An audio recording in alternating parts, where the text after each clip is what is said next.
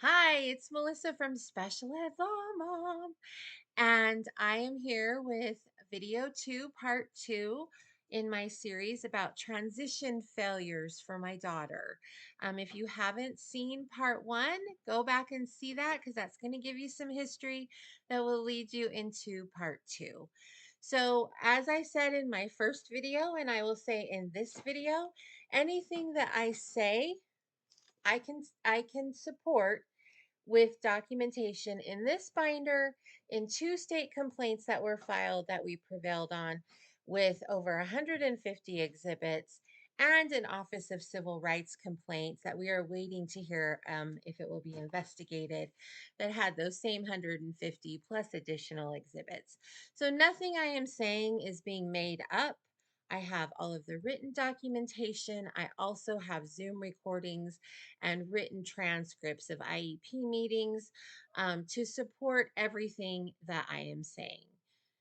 So let's get to part two.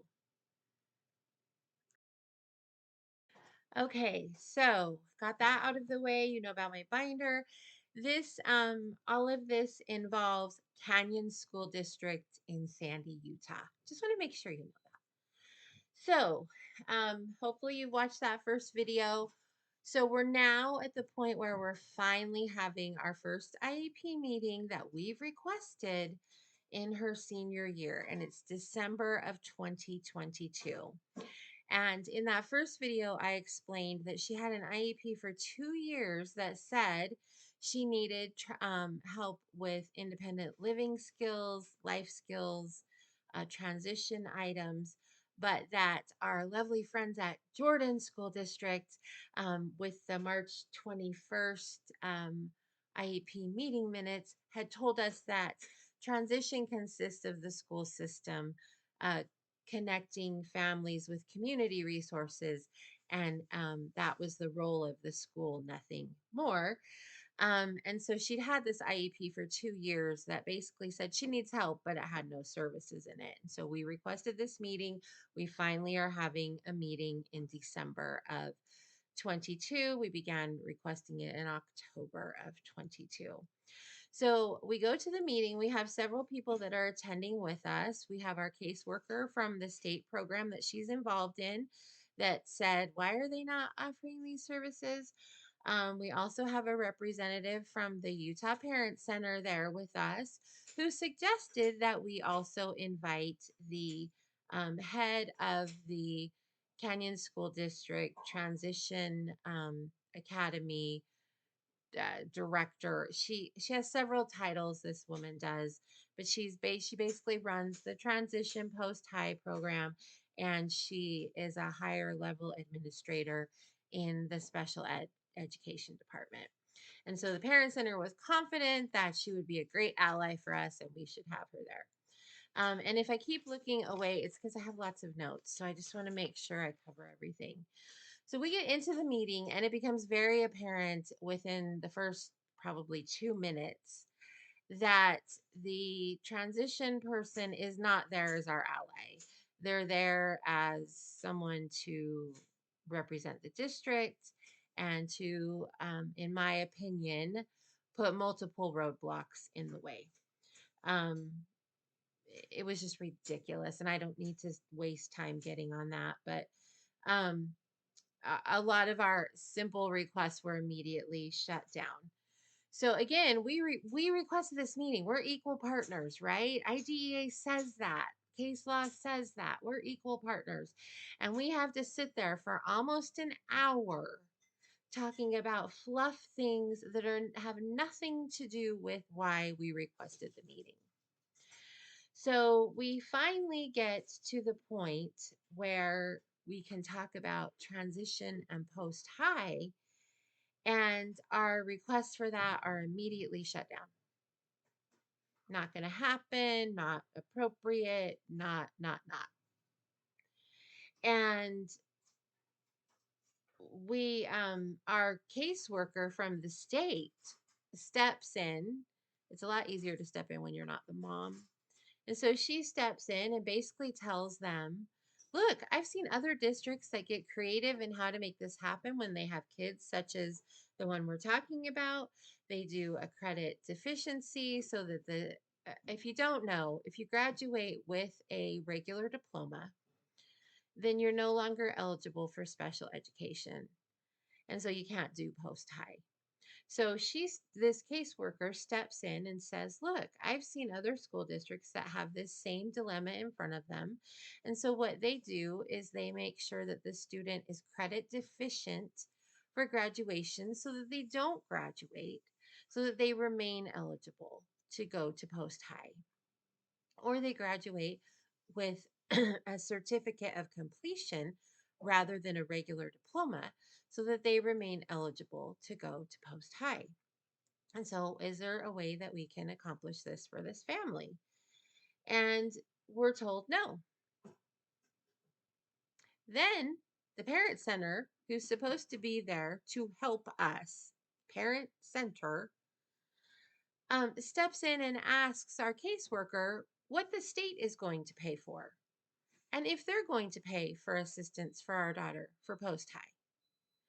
And our caseworker reminds everyone politely that the only way that the state would step in, that the first line is the school.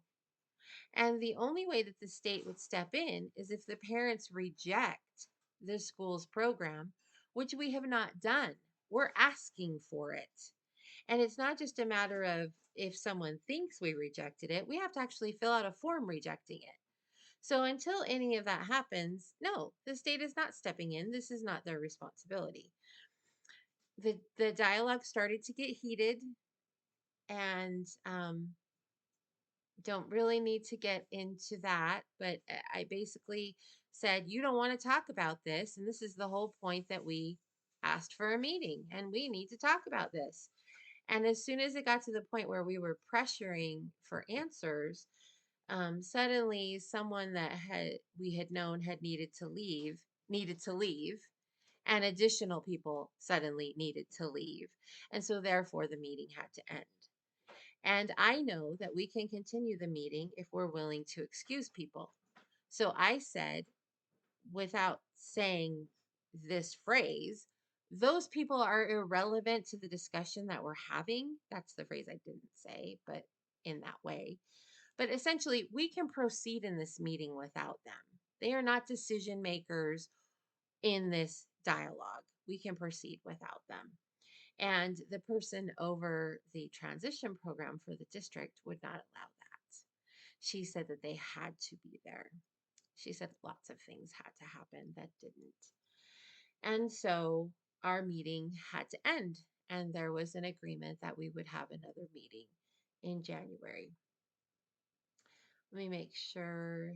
Um, okay. So in the meantime, we contact the Disability Law Center, which can offer free attorney services to families if they feel if there's criteria that's met. And in our case, they know that there are transition issues in our state, and they were focusing on those, and so they were happy to step in for us, which I really appreciated. So we get our meeting scheduled for January. Well, first of all, the school district tries to put off having another meeting in January. And disability law says, why are they doing that? Because they said that they would. And we know that our daughter has a class opening in the middle of her day for the semester that starts mid January, that we need to discuss what to do for her. And so we end up having the IEP meeting in January. The Disability Law Center attorney attends with us. So because we have an attorney there, Canyons District brings an attorney. And so we have two attorneys, and we have a wonderful lady from the Utah Independent Living Center who is there, who's been a great ally. And we had found out between the December and January meeting that the Independent Living Center actually goes into high schools and teaches the lower functioning kids. There's two levels of lower functioning kids. And she goes in and teaches them life skills. She visits the school once a week and teaches them life skills. And she was doing that at my daughter's high school. And so we had contacted her and she said, I would be happy to come to the high school for the time that she doesn't have a class and do one-to-one teaching of life skills with her. I just need a location in the school to do it. So we were like, great, we'll just slay this dragon with that. So we have her at the meeting and we have our caseworker from the state again. And the LEA in the December meeting, the person in charge is a vice principal. That gets changed later, but is a vice principal, and the woman over the transition program in the district continues to attend all of our meetings. So the independent living person says, hey, look, I can come in and teach once a day. I just need a place once a week during that open schedule time. I just need a place that I can teach her, and I'll teach her one-to-one, or if you have other kids that need it, I'm happy to help them as well. And the LEA, who's the vice principal, keeps telling us that the only options for our daughter are to be an aide in the preschool program, to be an office aide where she runs and gives notes to teachers, or be in study hall, or she can be a peer mentor in one of the lower level special ed classes that teaches life skills. Um, she can be a peer mentor in there so she gets a little bit of exposure to that. Are you kidding me?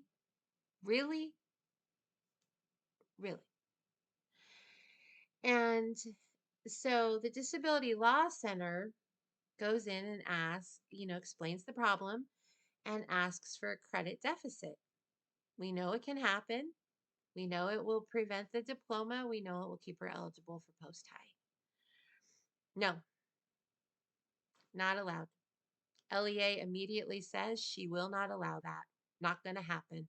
There's no dialogue among the team. There was later as a formality, but at that moment, there's no dialogue among the team.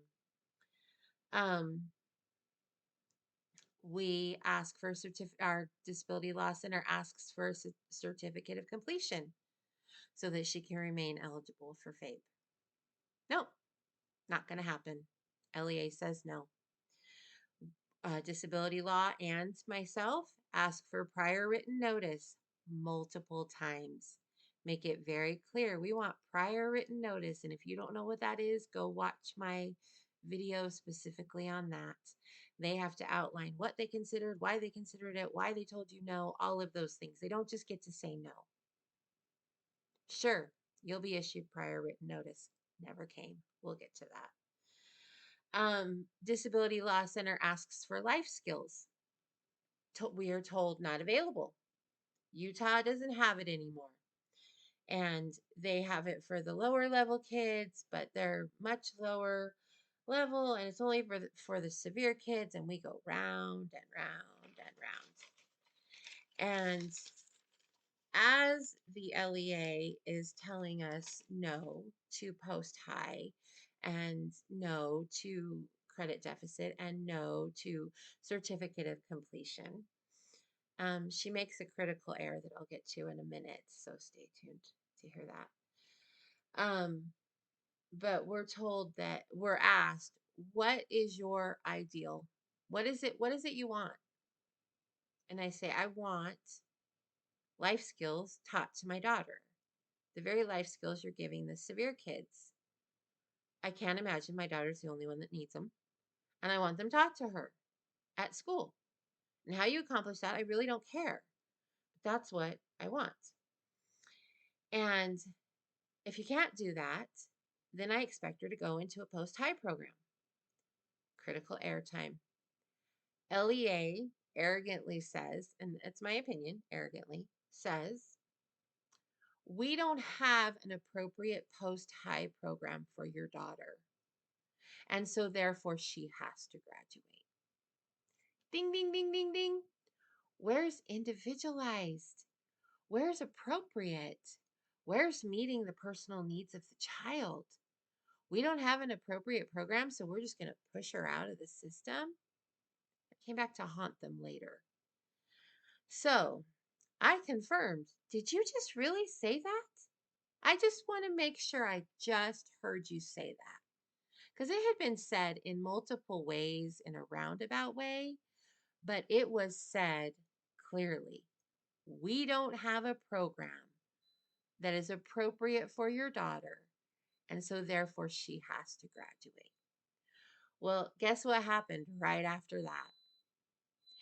First, the transition person tried to clean up that dialogue of wait.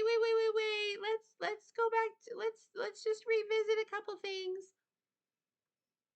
And then I think there was, I'm not sure how it was communicated, but I believe, it's my opinion, that the attorney was like, shut this meeting down. And so they requested a break, and they took a break. And during that break, I talked privately with our attorney. We were on the phone, we were all Zooming. So they were not able to hear what we were doing. And we came to the conclusion, look, they don't have what she needs, along with the other prior written notice. We're going to ask for prior written notice on a life skills program in high school right now because they don't have it.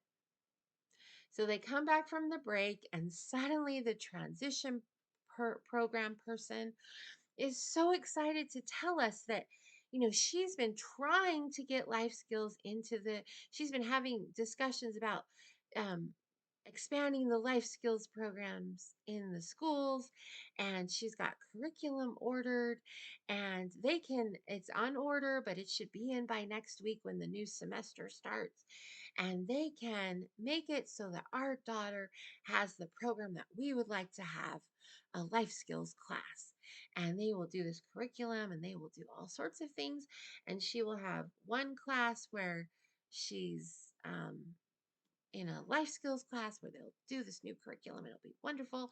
And then she's also going to have a different study hall type class that they require the special ed kids to have, with a teacher that will focus also on life skills. And she's just going to get double whammy, and it's going to be just amazing and whatever. Well, of course, that's what I want for my daughter, right? That's what I want. That's what I told them was on my wish list. So the attorney and I are like, okay, well, that's what we want. So we said, great, let's do it.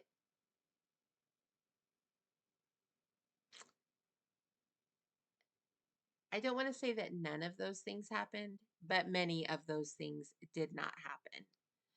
And there were a lot of empty promises made, I think, to deflect the dialogue from we don't have an appropriate program post high for your daughter to make me happy and hopefully make some problems go away. And when I pushed the issue later about the program is not as you claimed, look, I have the audio recording. I have witnesses that were there with us, including an attorney. I have all of this. I have the Zoom recording, your Zoom recording. I was told that they were sorry for any misunderstanding. Really? Really? Okay. Now we get to the prior written notice issue. So remember, we've asked for prior written notice. We got, I can't remember if it was for the certificate or the credit deficit. We got a prior written notice for one of them, but it was not complete. Okay. The other one, we did not get a prior written notice for. And when I pushed for it, we got an email from the principal saying that they didn't have to provide it because IDEA only required that they had to provide prior written notice under certain categories. And I think I don't want to misspeak, but he did not cite the entire statute regarding prior written notice. And so because the category that we were seeking was not listed in what he cited as required, therefore they were not required to provide prior written notice. So I took that to our attorney. Our attorney took it to their attorney and said, you're required to provide this. And their attorney came back and said, well, graduation was the dialogue about graduation is premature, and we don't have to have it until right before graduation. And so therefore, it's just premature, and we really shouldn't be making any decisions. And so prior written notice isn't due. Creative, right? Okay. At the same time, or within a few weeks of that same attorney sent a letter to us that said it would be detrimental to not let her daughter graduate. She had earned the credits, and it would be detrimental to not let her graduate. And so, therefore, even if she failed a required course, she would graduate. And I believe the last part of that statement was included because we were actually looking at briefly at having her either fail a course, because there was a required course she was taking her last semester, which they were not going to allow to happen. And we can talk about grades and adjusting grades to make grades possibly better than they should have been, and lots of things. But they were not going to A, allow her to fail that, but B, we had also talked about pulling her out and having her do her GED so that she would be eligible, because you can be eligible for post-high with a GED. And so I believe that they were saying, even if she fails, she'll still graduate. Basically, don't try it, Mrs. Wallace, because we're going to have her graduate. So let's see.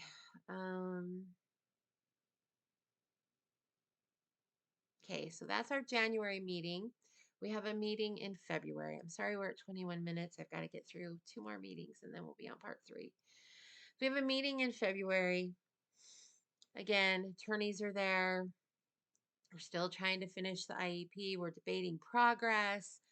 They had, throughout this whole time, December, January, now February, they had changed the draft IEP. Her IEP that was in effect said she needed help with life skills. They had now marked on any drafts that were given that she did not need any help at all. Funny how that happens. And they didn't really have any real evaluations to prove that or to support that. In fact, the evaluations that they did have were checklist evaluations that we and the teacher would fill out. And on the teacher ones, they couldn't evaluate her or couldn't mark on the checklist anything outside of school because they aren't with her outside of school. So half of their evaluations were not completed, and yet they were given full credit for completing a full evaluation as if she was just doing beautifully and didn't need any help. And so we kept from December forward, we, along with our attorney, kept saying, these are not accurate representations. You're giving greater weight to their evaluations than you can, because they can't evaluate her outside of the school setting. They don't know her that way. And your evaluations are flawed. And so we're debating that. We're debating her reading level. We're debating her writing level. We're debating what, if any, evaluations they have done, why on some of the academic stuff they're flip flopping around on what evaluations they're doing rather than repeating evaluations. And all of these things are concerns that we're raising over and over and over. And so we're doing this again in the February meeting, in addition to all of the transition, graduation, life skills, all of this. So they agree that they will do comprehensive evaluations of her, nothing specified at that point. They want to know what specific areas we want help in. So we have to provide that after the meeting. And let's see, the teacher of the life skills class cites certain data for managing money and whatnot, which later she claims was only a guess, which is completely inappropriate, if not a violation of IDEA. And I'll tell you later how her guess and then her making up all of that, how that comes to play after graduation. Um, And so, anyways, they basically say, we'll do some more evaluations and we'll meet again. And they know that they have to finalize the IEP by March because that's when the 1 year anniversary is. And at this point, after the vice principal says in the January meeting, we don't have a program appropriate, so your daughter has to graduate, she's no longer on the IEP team, and we're now dealing with the principal at these meetings. I say, where are we at with graduation, all of this? That our attorney and their attorney briefly discussed the possibility of a settlement. They keep pushing free community resources as a post high option rather than post high themselves because A, they don't have a program for appropriate for our daughter, and B, they're not offering to send her to any other district's post high program. So everyone agrees that we will reconvene in March and that they will do comprehensive evaluations and that the attorneys will discuss some sort of settlement for the things that have happened. Well, no settlement is really discussed. They want us to propose what we would want from that. This is all after the meeting. The evaluations proposed, remember, they're supposed to be comprehensive. That again, they were going to be checklists. They offer a train evaluation, riding the train, but it consists of watching to see if she can cross the street and actually physically get on and off a train herself, which are both well below her level. And we ask if our state caseworker can observe the evaluation because we want to see how comprehensive it is. And we are told no, that they cannot. So our attorney has to get involved to say your evaluations are concerning. They're really not any better than you've done before. You can't dictate, you know, who can observe. She said that to me. They can't dictate who can observe, but she does question, why are you not letting someone observe? And then they tried to schedule the train evaluation for the following day, and then for a time that didn't correlate with our caseworker's schedule. And then once we learned about the simplicity of the evaluation, knowing that yes, she can cross the street and she can physically get on and off a train, um, we realized it was a sham. And so we said, we're not going to do this. This is ridiculous. These are elementary school age skills. So they evaluated her. They had their psychologist evaluate her. They also had an outside person from um, a vocational training program evaluate her. And the night before our March IEP meeting, and then the morning of, they gave us the evaluations and they gave us a new draft IEP that had five, count them, five uh, life skills goals. Because, oh my gosh, she actually needs some help with life skills. Imagine that. So we go into the meeting. We agree to the goals. We outline our same concerns with their evaluations in general.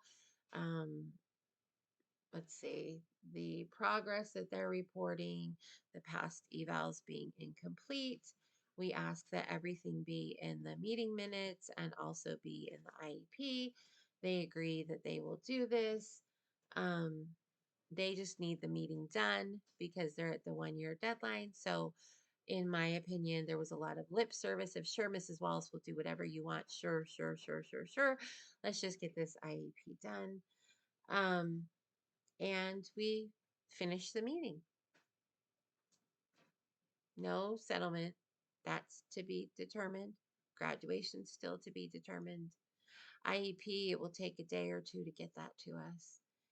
And so we get the first final IEP. They've completely taken out anything involving reading or writing, including present levels, goals, any problems, anything. And none of our concerns are documented in the meeting minutes or the IEP. Surprise, surprise. Um, and so we point that out to them. And as always, I think we did this for the March meeting. After every meeting, we would have to go through their notes, their meeting minutes versus the audio and video recording, and correct things that were misleading or not completely accurate in the notes so that there was a record of those. I think we did that for March. I'm not sure how comprehensive it was. Um, and they proceeded to take nearly a month to get us the final IEP with the excuse that they were having issues with their software. Okay, that happens. I get it. That happens. But after 2.5, 3 weeks, it's IEP season. What do you mean you don't have your software fixed? And they can always be handwritten, they can always be typed. So I went on Facebook in a special ed group and asked local parents in our district if they'd had any problem getting IEP documents. And I had 4 parents that immediately came forward and said that they had had meetings that week where they had gotten documents. And I had even heard from the superintendent that they had had problems with their system. And so I went back to them and said, this is really ironic because I know of 4 families that got documents this week from your system. So I have to wonder, what's the delay? What's the real reason for the delay? And I think we were given the IEP within 3 days. Of course, with, oh, we've moved heaven and earth to get this to you. And again, it did not include anything regarding our concerns. Um, Nothing, had nothing. Um, just kept it the same way that it was. We continued to tell them, it doesn't include these things. Here's the timestamps from the audio where you said you would do X, Y, and Z. But again, it was a lot of lip service in that meeting and nothing.